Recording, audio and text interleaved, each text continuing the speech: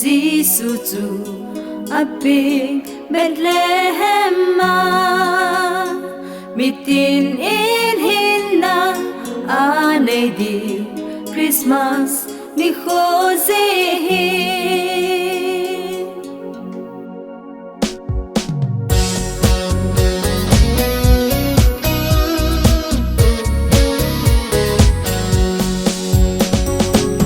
masang lai zi Bethlehem ma Bible in anaseba Mary now said Jesus to appear Bethlehem ma no one van dir hola sa lempa to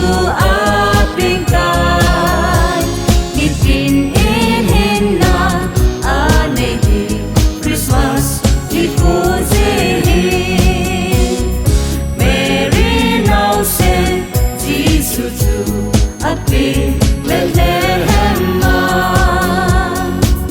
keng ngồi chinh hôn lâu sao muôn nào bắt baba em zu amu be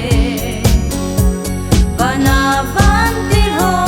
dây la oi zu azabin akipa ta ve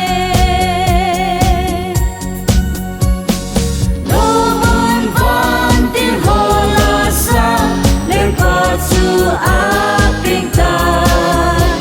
mitin in hinna ane di Christmas ni Jose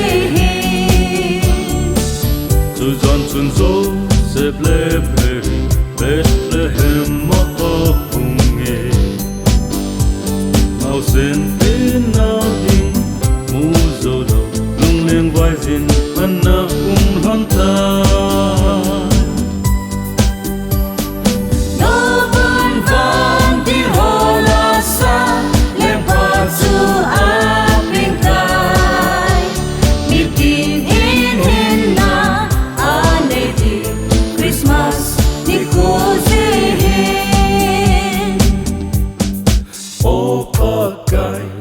cây hoa lá tin na chapa nei peve